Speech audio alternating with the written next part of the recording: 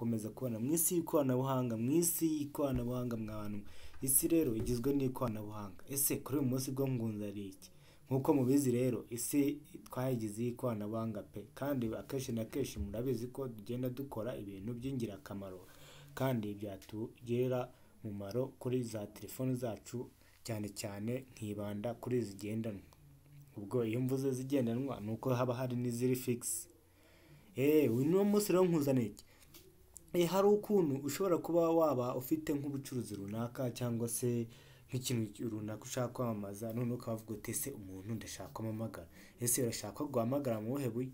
Ushaka kuvuga uti urebe telefone yanjye cyangwa se nyine cyana. Ariko uyu munsi ntago ndi buze gende bakubyo bakwandikira, ahubwo gendaza ndeba ngo ese ni gute umuntu mwavugana kuri WhatsApp ariko ukaza kumana mu matengo makwirwa ayandukura ngo ategereze ko ijya kuri WhatsApp. Rona hari ibintu byatewe ngubu, umuntu akagwa telefone namba warangiza ugashyira muri telefone ukajya ngo gutegereza ngo ureko ijya kuri WhatsApp. Ubu rero ngiye kwigisha uburyo wa creatinga link noneho nkaba nafata nka nomero yanjye runaka nkaba nayiha link, noneho wowe waza kuyikanda ukayibwita unsaba kuri WhatsApp. Ese bikorwa gute? Akenshi na kenshi rero birakorwa. Ibyo rero bikaba wabikoresha nk'igihe uvuga uti sinshaka ko umuntu wanjye aza kwirwa avunika yandukura ibintu rwose birebire rwose byatuma atinda. Ikoranabuhanga rero icyo rivuze, reka mbikwereke neza tudatinze ukuntu wabikora kugira ngo ibintu bigende neza. Urabona hano nk'ibisanzwe murabizi ko mba nkora ibintu kuri telefone mbereka ukuntu bikorwa, apana kubivuga gusa kuko ntiwamenya ngo byakozwe gute. Kuri uyu munsi rero murabizi ko muri iyi minsi ndi kwibanda ku bintu bya WhatsApp cyane, kuko WhatsApp ni ingirakamaro. Umuntu wese afite smartphone aba afite WhatsApp. Ntimubizi se? Ni ibintu bisanzwe rero. Umuntu rero afite WhatsApp nibwo avuga ko afite telefone ya smart. Nicyo biba bivuze ubundi. Iyo bavuze ngo umuntu afite smartphone wumva WhatsApp, kumva YouTube. Abantu benshi ubundi akenshi niko biyumvira. Reka rero nkwereke ntatinze ukuntu wa creatinga iyo link urunuka washobora kuba wagenza kuri bagenzi bawe. Ubwo rero ntatinze uraza ukajya muri chat, urode chat zo ngizi hano nzifitemo, ukazijyamo nta ribi. Noneho weho ukareba ukavuga uti noneho ngiye gucreatinga link ndayicreatinga gute? Kati wenda dufate wenda nkino chat dufite hano. Uhita ufata chat wajyanye n'umuntu cyangwa se umuntu ushaka guhita wohereza, wenda kuvuga uti nk'ubu hano ni nko muri no group niyo kwamamaza. Ukavuga uti genda shaka ko ino group ndashaka ko umuntu uri bugira ikibazo ari buhite anyandikira, akanyandikira kuri telefone yanjye atiriwe ajya gushakisha ngo urabona ngo n'umuntu se ngo bimeze bite. Ese ni gute byagenda? Noneho weho uhita uza hano muri hano bandikira, urandikamo h, reka tuba dushyire mu magambo mato, andika h ushyireho t ebyiri, wongereho p, wongereho s, ubundi ushyireho utudomo tubiri natwo ngutu hano, uhita ushyiraho slash double slash cyangwa se stank, uhita wandika wa aha, nurangiza ushyiremo akadomo. Hano mwibuke ko turi gucreatinga link ya nomero runaka kugira ngo tube twajya twohereza nk'umuntu wenda niba ari igicuruzwa turi gucuruza cyangwa se nk'ikintu ushaka kumenyekanisha hano, uti umuntu yanshaka kuri ino nomero. Aha ukongeramo akadomo, tandika mi bisanzwe mi, ugashyiraho stack.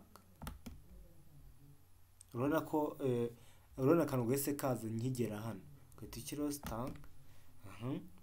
Noneho ugahita wandika code y'igihugu. Tuvuge nimba wenda umuntu aherereye hanze, urashobora ko wahita ugira gute, wahita ukoresha ya code ariko ukuyeho ka kamenyetso kaba kariho. Reka wenda nshyireho nomero ya telefone ariko mbanje code. Urabizi ko haba habanza agateranyo ko guteranya, ariko iki gihe ntago gashyiraho. Code yacu ni 550. noneho ngiye gushyiraho nomero runaka, noneho tuze guhita tubikoresha turebe. 7 8 4, sorry hano harimo undi 8, 8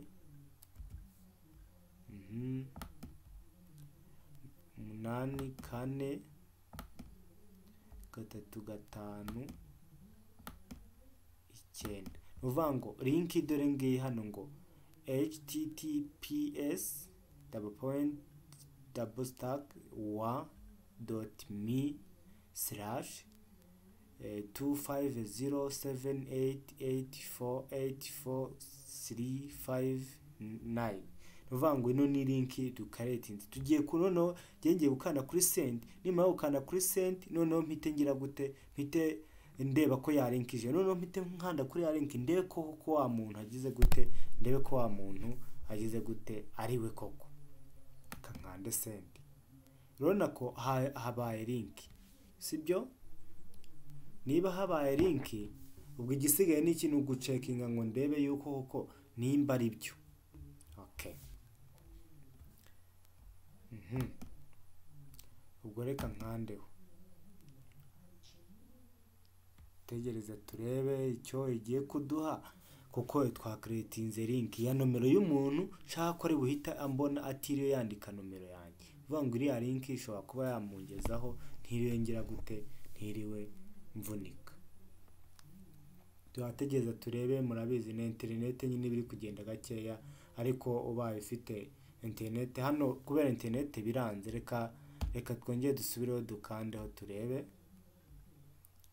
Kubera internet bigenda gakeya nicyo kibazo. Dorona ko wa muntu mufite muri telefone yitwa AAA. Uvuga ngo nk'urugero ufashe nk'indi nomero ugahita ukubitaho, uwo muntu ari kuri WhatsApp ahita ajya gute, ahita yizana. Uvuga ngo urabona hano ushobora kwandika, ukaba wamwandikira, okay, ugasendinga nta kibazo, nawe akajya gute, akaba yakwandikira. Ubu rero ni uburyo bwakoretinga link. None reka turebe, turamutse dushyizeho indi nomero, noneho turebe iyo uko byaza bimeze. Nk'urugero kankoreshe ino WhatsApp wenda ya kabiri, wenda nk'urugero, wenda reka nkoreshe uyu nguyu. Urabona ko bya bintu nohereje byose bigiye kuri wa wundi. Noneho reka naho nkreating link turebe. Twabonye ko ari htt tengi hano double point, nayo tuyikoreshe double point double stack wa. Mwibukanye nuko duketinga link ni ibisanzwe rwose, ni ibintu bisanzwe, ariko umuntu yatabizi usanga nyine ari ikibazo. Sibo nk'utu tukunaniye koko, ariko nizera ko nk'uko mba maze kutwerekana wagira gute, wahita utwewe nawe wahita wemeza karitsi. Nawe mba njyango ari kumenya utuntu wa muntu. Ariko nkwibutsa subscribe rwose niba utarayikanda kugira ngo ujye bibanira natwe, ariko ufite igitekerezo ukaba wabinyuza muri comment. Twabonye ko hano tuhageze dushyiraho kode y'igihugu 7, reka wenda kiro ya Tigo 2 5 6 8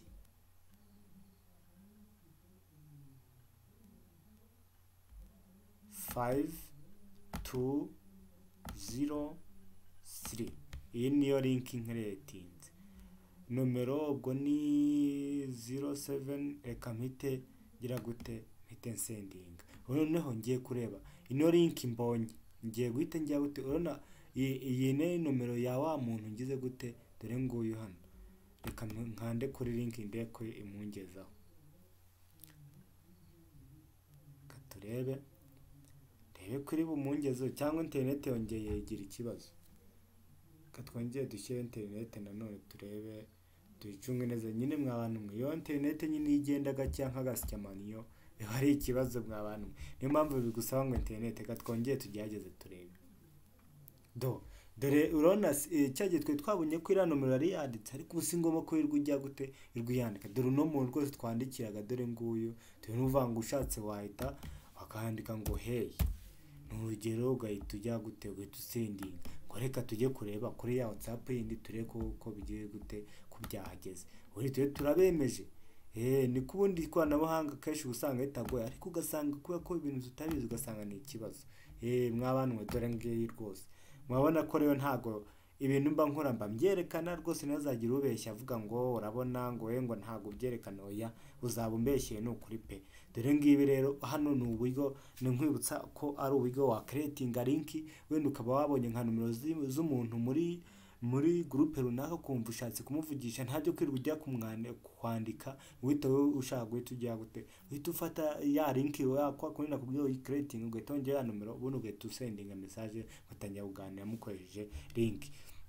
Ngayo nguko rero mwari kumwe na DJ Bayingana ku Isacu TV, kwibutsa subscribe niba utarayikanda, kandi ubaye wakunze video zacu wa sharing, kandi ikindi ufite igitekerezo cyangwa se ikintu twazakuganira wakanda comment, bityo tukaba twagiye gute twabana nawe mu biganiro bigiye bitandukanye bya ICT, ko niyemeje kuzambabwira icyo mbarusha kugira namwe mugiye gute mumbwira icyo mushaka ko nabavugira, kuko ikoranabuhanga bisaba kwiga mwa abantu, kandi si turi kujyamo ni ikoranabuhanga biba bisaba rero ko utuntu nk'utwo ugenda tumenya, ejo bundi rwose ntiwazamenya ugasanga umuntu rwose ahubwo ati wanyuma iki kibazo.